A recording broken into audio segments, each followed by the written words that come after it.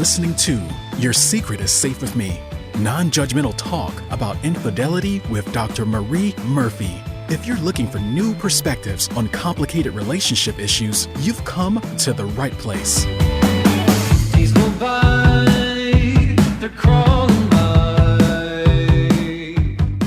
Hi, everyone. I'm Dr. Marie Murphy. This podcast is all about expanding the conversation around infidelity. I'm a relationship coach, and I specialize in helping people who are having affairs make decisions about how to move forward that are truly right for them. On this show, we feature tools and guidance from my coaching practice, as well as advice from other professionals whose work pertains to the sometimes complicated business of romantic relationships. Today, I have the pleasure of talking with Abigail Wald of motherflippingawesome.com. Abigail's question for you is, are you ready to master this parenting gig? Because you aren't getting fired anytime soon. Hailed as a badass, stealthy sparkle wizard by her clients, Abigail is your personal, concierge-style parent advocate, helping you master the human art form of raising children into kind, capable little change makers. Tune into her Mother Flipping Awesome podcast, where she shares this radically bold and uniquely loving approach to parenthood. Once you start slipping her mind flips into your life, you'll know why parents wait months to join Abigail in her exclusive 6-month tailor-made mentorship program. Her message to parents: your work matters. You matter. You may have goldfish crumbs in your hair, but you have the ability to change the world. After all, you are literally holding the next generation in your arms. I'm excited to talk with Abigail today, but real quick, here's our sponsorship message. This episode is brought to you by Marie Murphy, PhD Relationship Coaching. I provide shame-free, blame-free, non-judgmental relationship coaching, and you can talk to me about all the things that seem too messy or weird or stigmatized to share with your best friend or your spouse or even your therapist, including but not limited to matters related to infidelity. To learn more about me and my coaching practice, go to mariemurphyphd.com. All right, Abigail, it is wonderful to have you here. Hi, Marie. I'm so glad to be here. I love what you do. And I love the conversations that you dare to have that I feel like a lot of people don't necessarily, and I think are so important. So I'm excited to have this moment to chat with you. Thanks so much. So I know we have lots to talk about, but let me set this up by sharing some of the concerns I hear from clients I have who are having affairs, meaning cheating on their spouses, and have kids. So sometimes the fear is, if I split up with my spouse, eventually I will have to go to graduations and possibly my children's wedding or weddings down the line, and I'm going to have to see my spouse. And if I cheat on them, then it's all going to be like hell from here on out with family gatherings, etc. But sometimes the beliefs are far less future oriented, and they're much more about like, what does it mean about me if I do something wrong? How do I tell my child that I've done something that maybe I think is bad or I think they're going to think is bad? Wow. I mean, I think that like boils down the essence of being a parent, right? I mean, Sure. No, I mean, for real though, like, I think that's one of the things that's so hard for us as we become parents is that it's one thing for me to be the person I am, but when people are watching me be the person I am, oh shit, now I'm really that person, right? And the truth of the matter is you've been that person all along. And I think the most important thing is that we're in an integrity with ourselves. And so when we're worried about what other people are going to think about what we're doing, the real problem, that's just like a symptom. That's just like a marker to you of like, you're not in integrity with your own self at that point. And that's okay because that's normal. Like it's normal for us to do things that feel right or wrong. I mean, I'm thinking like the other day, my teenager did something and I kind of looked at him and smirked and just gave him like, a mom eye, right? That was like friendly, but a like, and he looked at me and he changed course. And then, 15 minutes later we met, we were both standing in front of the fridge, like rooting through the fridge for something. And he looks at me and he goes, Mom, I have a big problem in my life. I said, what do you mean? He said, I have a conscience. Like I feel guilty and then I make different decisions because like I realized that I wasn't doing something that I should be doing. And I said, that's not a problem, my love. That's you figuring out who you want to be. And I'm proud of you that you're having that conversation. Now get out of the fridge. And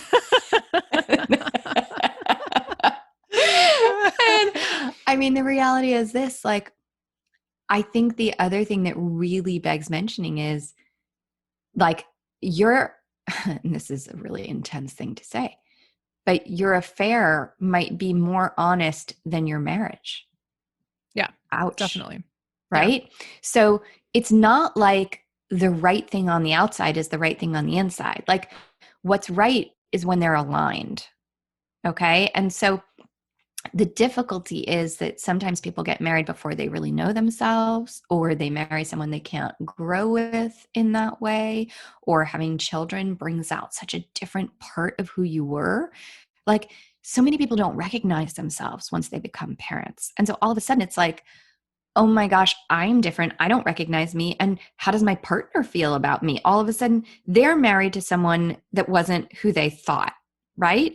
And so that's an opportunity for you to fall back in love, for you to have that conversation. And listen, there's so many different kinds of marriages. Like some marriages are like super in lovey marriages, and sometimes marriages are like more like best friendships, right? And so whatever kind of marriage you have, it's an opportunity for you to rekindle that kind of marriage. So sometimes it's really romancy, and sometimes it's more just like, hey, who are you philosophically? Like, how can we do this together, right?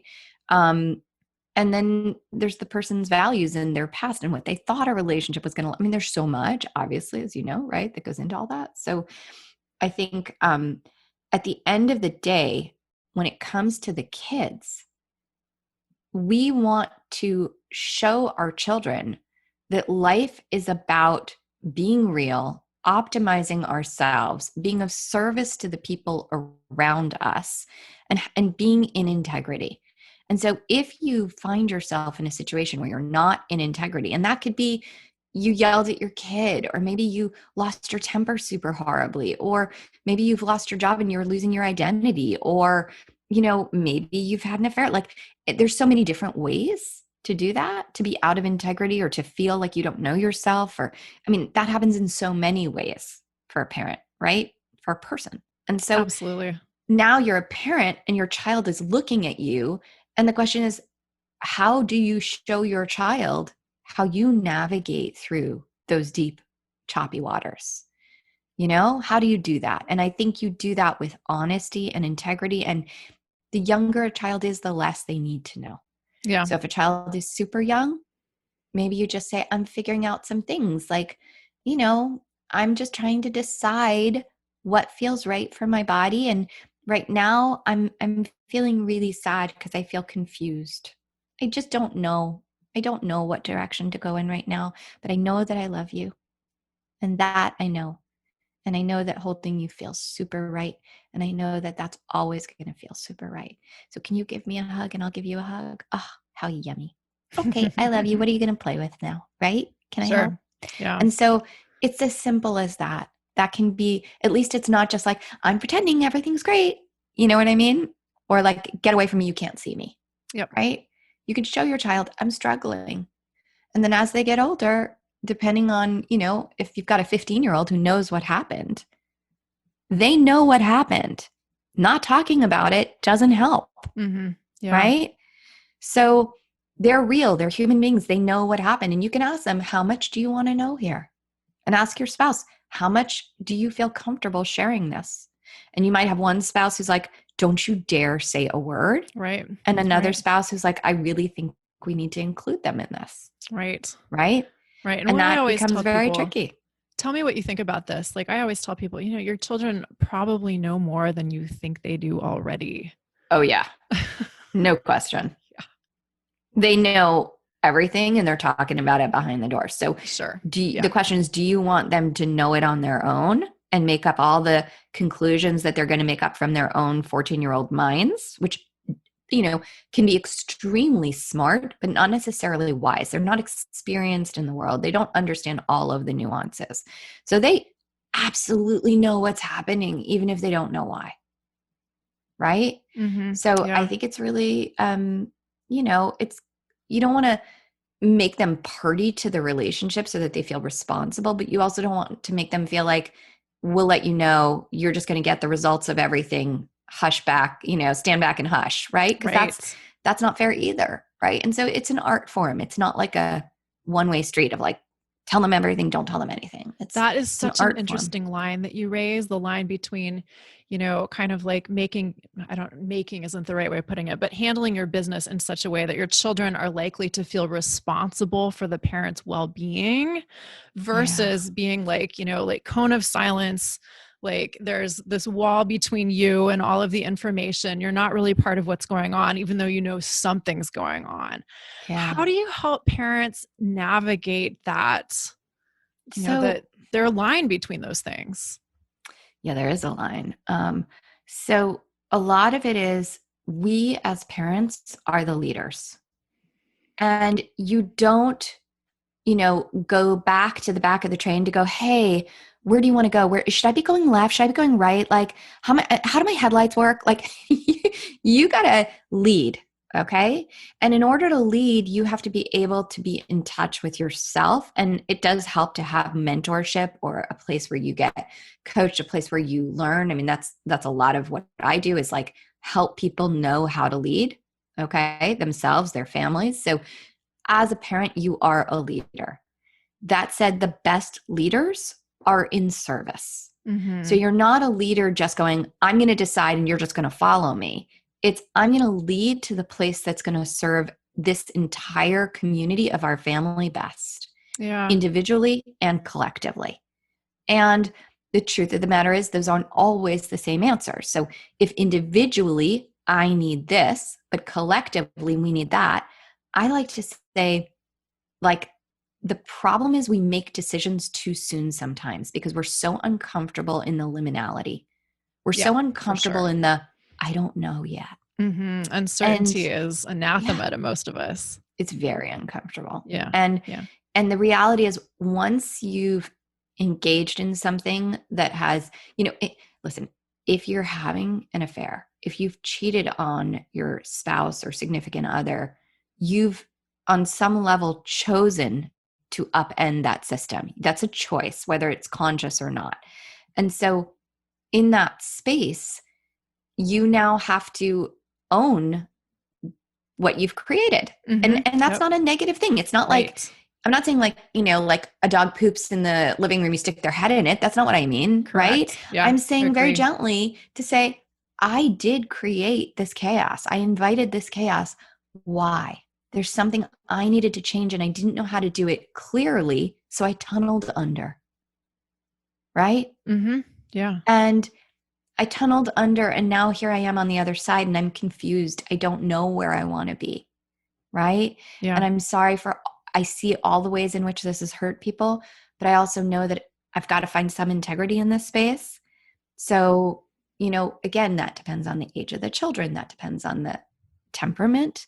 So I don't think there's one answer. I don't think there's one answer to parenting. I don't think there's one answer to life. It's like, who are you? Who is your partner? Who are your kids? If you have a child that's especially anxious, I'm going to speak about it in a different way. If I have a kid who's really honesty is the most important thing to them, I'm going to deal with that. That's what I know about my child. If I have a child who, really needs harmony, then I might say, hey, we're going to be in harmony, but there's different versions of what harmony looks like. Mm-hmm. So, yeah, it's complicated. Yeah. And tell me what you think about this, but what I teach is that the first step in dealing with any challenging situation is to learn how to take better responsibility for your own emotional state rather than trying to fix other people's problems or change other people's emotions, but to learn how to tolerate our own discomfort and to manage that in ways that allow us to show up in our relationships in a way that we're not expecting other people to fix our feelings for us, or we're not like terrified of showing any of our own emotional stuff. I think one of the things that happens is that you engage in something, okay, so why did a person have an affair? There was something that was unmet, some need that wasn't being communicated met in some way that all of a sudden had an opportunity to get met. And that person was hungry and decided to do that. Now, sometimes that happens because a person's short-sighted. It's like a short-sighted need, and it really didn't warrant upending the cart, so to speak. Sometimes it absolutely is the only way that that person can see getting out, because they're not strong enough yet to communicate, this doesn't work to me. This doesn't work there for are me. so many different dynamics and how Right. affairs arise and why they happen, et cetera. Yeah, for sure. Right. So depending on what's happened, a lot of it comes down to, I'm obsessed with helping parents understand their values, right? Because how do we lead our children if we're not clear on our values? So For sure. I always do this masterclass on values with my parents to say, let's get down to not values of your society, not values of, general marriage, like your values, like what needs to be met for you to feel like you're living your best life. Yep. And that's really different for everybody. And the problem is you have competing values. So you might have a value for family stability, but you might have a value for personal excitement. And so, what if I chose my personal excitement on a Tuesday and then I come home on Wednesday and I'm like, shit, I just fucked up my value for family stability. Absolutely. Right. Yeah. And so people have competing values, and that's a really complex thing to sort out of which value is most important. And again, that's why I think it's so helpful to have a community or a space, a mirror, a therapist, to work with somebody who understands how to help you through that process. Totally. Right. Couldn't agree more. It's funny, just to add to what you're saying, I see this in clients all the time, and it's something that I've had to figure out in my own life as well. Like, how do I deal with competing values? How do I deal with competing priorities? And nobody teaches us how to do this. Yeah. We're taught to uphold societal or familial ideals. And sometimes that's helpful, but a lot of the time, all that does is leave us feeling terrible because we think we're not doing it right, whatever the it may be. Yeah. And I think what it does is people engage in these acts and then they tunnel in with shame because they're confused about what they did. Yeah. And they just want to hide it from themselves and other people. And now they're further away from both of their values. Right. And that process goes on for years sometimes. Oh, yeah. And so I'm a big fan of, with our children, with our, in all of our life, leaning into that discomfort. So, oh God, I'll tell you, so here's a funny, I had a friend of ours who, she was talking about a fight she had with her husband and how, but it wasn't like a real fight, right? Like they were going to bed, and she said, she was joking about the difference between being newly married versus being married for 10 years with kids. And so she said, well, here's what our marriage looks like now. Is the other day we were going to bed and he was like, I am so angry with you. And she was like, I am so angry with you. And he was like, if I could, I would just I imagine taking a shovel and hitting you over the head with it and just being done with you. And she was like, yeah, but you'd have to bury me. And then you'd have to explain it to the kids. And he was like, yeah, that's kind of why I didn't do it. It just seemed like too much work and I'm really tired. And they were like, good night. And that was it. And they woke up the next morning and they were fine. They're like, okay. Yeah. And I'm like, I freaking love you. I love that moment, that ability to, just be super honest and be like, I literally can't imagine wanting to talk to you right now. Mm-hmm. I see you and all I just think is, bleh. I love that honesty. It's what sets you free, because you get that out and then you're like, oh, I still kind of like you. Right. But if you don't ever say it, it doesn't. For sure. Yeah. One of the things that I'm on a mission to help people understand is that you're not going to be fully excited about your partner or your relationship at all times. And that is not a problem. That's not a sign that anything's wrong. Yeah. I want to pick up on something that you said a moment ago. You talked about being in harmony, but being in harmony in different ways. And I assumed that you meant being in harmony as a family in different ways. Yeah. And so one of the things that, I hear clients saying a lot is I'm terrified of getting divorced. I'm terrified of the family splitting up. talk about how you handle this with your clients. How do you talk to them about changing family structures and creating harmony within different family structures? Yeah. Okay. So here's the thing is that on the one hand, it is really painful to, quote unquote, break up a family. Okay. That can be a really difficult process. And I've seen a lot of my clients through that process. Okay. Um, and it's hard. There's no doubt about it. That said, the idea you're going to get through life without hard shit to navigate, let me just say this, is fucking bullshit. Right. Okay. Yeah. So if your marriage doesn't break up, God forbid somebody's going to have a really bad accident or, somebody needs whatever medical issues or like shit's going to go down. Yep. Okay.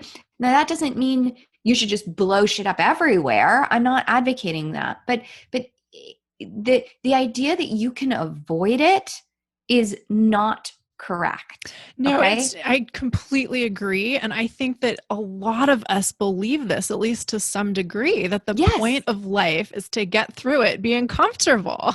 Yes, it is not to get through it being comfortable. You're Yeah. not going to. And if you've done that, I mean, wow. Like, I hope you get reborn and get to do it again because like it's really not about that. It's about sitting in that unbelievable discomfort and then cresting over and learning how to ride those waves. And so I always tell parents like we are not going to get rid of the water. We're not going to get rid of the ocean. We're not going to get rid of the waves. We're not going to get rid of the sharks. I'm just going to make you a fucking good swimmer. So none of it matters. And so here's the thing. My particular viewpoint about divorce, about illness, about any of it, okay? Bullying, like any of it. And I'm not saying that these things, and it's really important, I really hope you guys can hear me.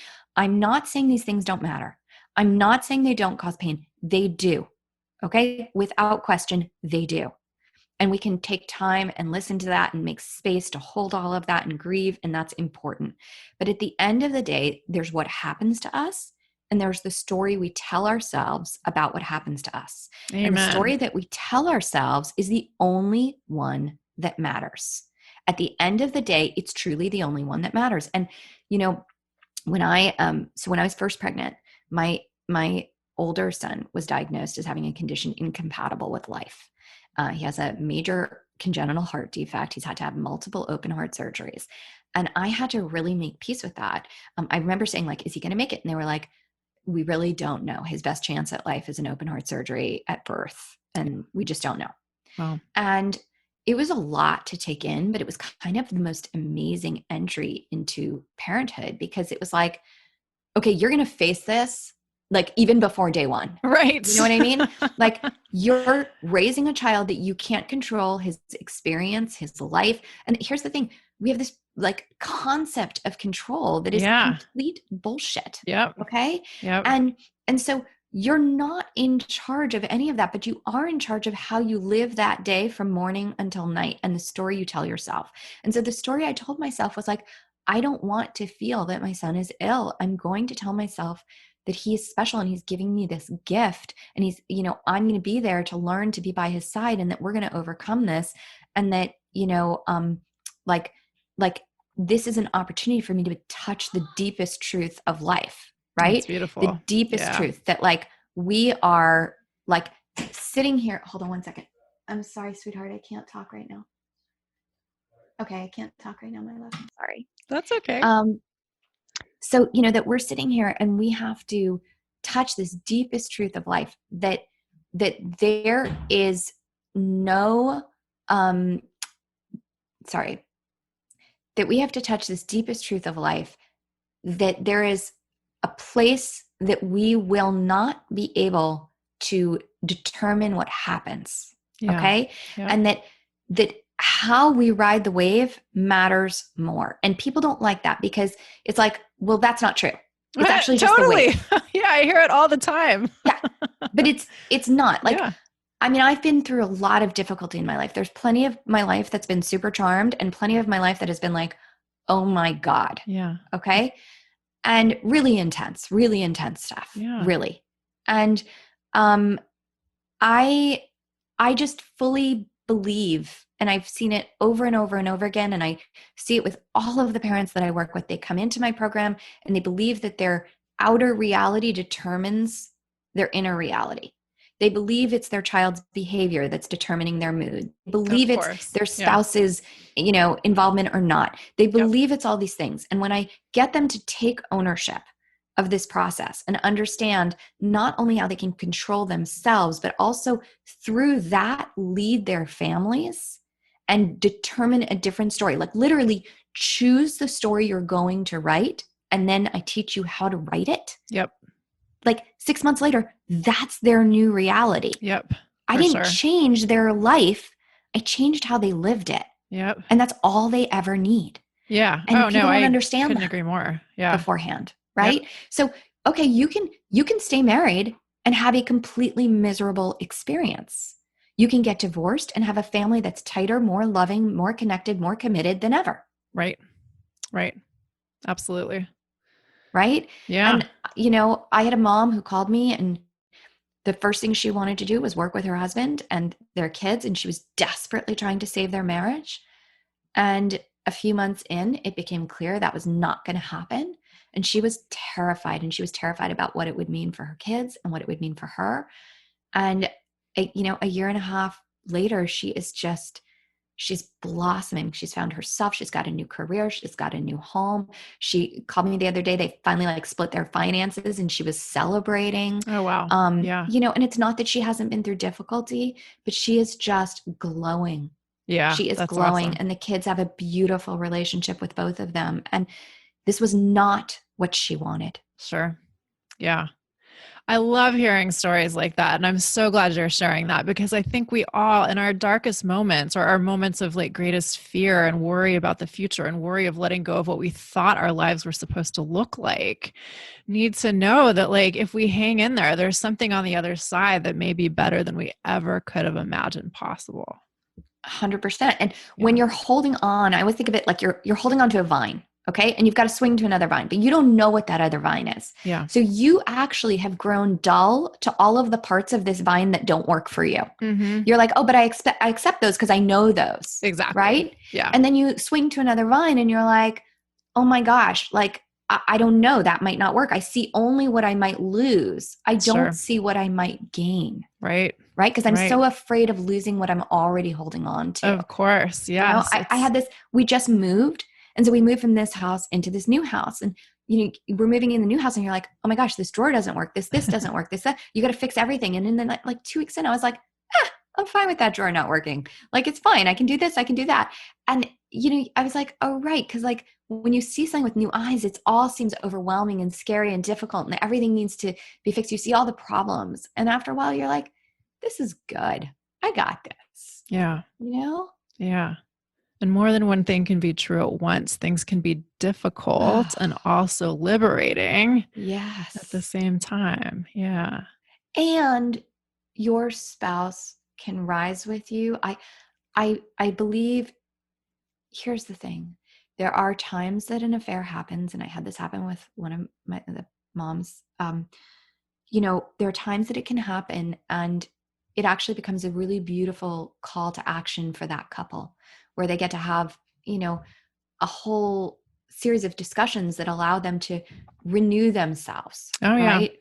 And so sometimes an affair is just that. It's like, ooh, I stepped off the train and I did something that makes me feel really bad. And sometimes this is just in parenting. I yelled at my kid, or even I slapped my kid, I did Mhm. something that made me realize, ooh, that's not who I want to be. Yeah. And all of the ways that I'm Yeah. running, the programs I'm running in my mind and in my history and my DNA are causing me to turn into somebody I don't want to be. I touched it, kind of like my son with the conscience. I touched it and now I want to undo it. Uh-huh. And sometimes that's the answer. But sometimes Yeah. it's, no, Yeah. it's calling to me. Yeah. And Yeah.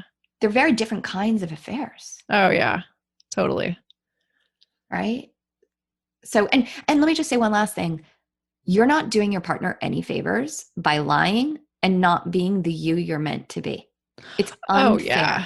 Yeah, for sure. And I mean, what I would love for you to speak to is a lot of folks think they're doing their family a favor by trying to deny what they really want and trying to force themselves into the box of like, this is what I signed up for. You know, I signed up for being a spouse and a parent in this particular way. And if I don't do this, then something's wrong with me and everything will be bad for everyone else. Yeah. Yeah, absolutely. And it, I just want to say, you actually don't know as much as you think you know about your kids and how they can handle things and what's going to happen to them Yeah. I love that. and how they're going to take it. And I say that with deep reverence. Yeah. Our children are actually unbelievably capable. I personally, and you have to choose for yourself as a parent, but I personally, you know, when my son needed another open heart surgery, he was 9 years old, and he called me down the week before and he said, Mommy, I have some questions about the surgery. And I was really happy because he hadn't asked anything. And he said, are they going to cut me open? And I said, yes, they are. And he said, how? With like a knife, like a butcher knife? And I said, no, not with a butcher knife. It's a very sharp knife. And if they try to use a butcher knife, I'm going to stop them. And he goes, it's going to be like a chainsaw. And I said, no, it's a thing called the scalpel. And I was like, but you're not going to feel it because you're going to have this medicine. And we had a really good conversation, really honest about, you know, they're going to put it on a machine. They're going to stop your heart. They're going to do all this. He's 9. And I said, then he said, am I going to die? And I looked at him and I thought, well, fuck, I don't know. Like, you know, I hope not, but I don't know. And but I didn't say that to him. Like, that was the first thought I had. And I was like, okay, be careful here. Be careful here. You know what I'm saying? And I thought, well, it's really important he goes into the surgery feeling positive. I'm going into the surgery feeling positive. But if I'm going to be honest, of course I've had that question. Of course that question exists. Yeah. And I'm happy he's like sharing it with me. And so I gave him an incredibly honest, but also really hopeful answer. And I said, my love, nobody is expecting that to happen. If that's what we thought was going to happen, we wouldn't do this. Mm-hmm. And here's the deal. You could be not having open heart surgery that day, and that question would still apply. Yeah. So I can't ever tell you no, not just for this day, but for any day. All I can tell you is we're here now, and our job is to live the fuck out of this life. And our job is to love each other so hard that every day is exactly what we wanted it to be. Yeah. And to learn and to grow and to struggle and to rise up. And so here's the deal, my love. If we don't do this surgery, your heart won't be strong, and that will be dangerous for you. So is there a tiny infinitesimal amount that this is going to cause some problems? And no, you probably wouldn't die, but like, could we have some complications? Yes, that's possible. But we've gotten you the most excellent surgeons. We know what we're doing. There's no reason, like, this is to make you stronger, better, and make you not have that experience, not to make you have that experience. And that was it. And he was totally good and great. And I gave him a lot of choice in it. Like, even as we were wheeling into the OR, I'd prepared him so well. And I said, I'm going to hold you. And there's like 3 surgeons waiting around me with the doors like open, like they're waiting to go into the OR. Yeah. And I have him on the gurney and I'm holding him. And I said, I'm going to wait for you to let me know. And I want you to choose this. I want you to say, I'm choosing to allow them to do this to me. I didn't want him to just go under and have it happen. Yeah. I said, I want you to choose this. And I'm going to wait till you let go of me. And that's when I'll know you're ready to go in. And he held on to me for a moment. And at a certain moment, he let go. And I looked up at the doctor and then I said, he's ready. And I think we can prepare our children for all of this. So you can say, you know, and obviously that's not a situation of a divorce. It's a different kind of situation. But in all challenges, we can say, here's the thing. Your mom and I have decided to separate. I'm not separating from you. Your mom and I are no longer going to continue in a marriage. So ask me questions about what you think will change and what won't change. Yeah. Tell me what matters to you. Help me build the life you want. Your values don't need to get unmet here. If you need safety, your mom and I can give you safety even while we're separated. You are strong enough and smart enough to live in 2 different families that are really one family living in 2 different homes. And, you know, depending on the situation, somebody's getting remarried, somebody's not, right? Or your mom is very mad at me. She's very mad at me. Or your dad is very mad at me. I didn't handle that the right way. But I also know there were reasons that I did that. And what I've learned is that it's really important to be honest. So I want to be honest with you now. I'm going to make up for the mistakes that I've made, but I'm also going to listen to the reasons I made them. Mm-hmm. Okay. Mm-hmm. And so this is messy. I'm figuring it out. You are free to ask me any questions. You are free to rage at me. You are free to cry. You are free to grieve. You are free to tell me the stuff about it that's better. And that doesn't mean you don't love her or me or anything, right? Or in a, same-sex family, like any of it, like it doesn't matter. It's just, we're all in this together and we're going to figure it out and we're going to build what you need. What you need matters throughout this process. I might not always be able to give it to you same day, but I will always take your needs into consideration and we will build our answer together. That's I believe great. in you. I believe in me. That's it. Yeah. That's right? awesome. And then you find your next right step every day. Right. That's all we can do. One can little do. right step at a time, for Yep. sure. Abigail, thank you. This has been amazing. There's one last question I want to ask you. As you know, this show is all about expanding the conversation around infidelity. And I want to ask you if you could share a story with us about a time that you were unfaithful, whether to yourself or to someone else or to some entity. So many times in my 20s. Uh-huh. Yeah. I will say, I think I'm like an unbelievably loyal person right now. Really, really, really. And I think it's because I made so many choices to be unfaithful.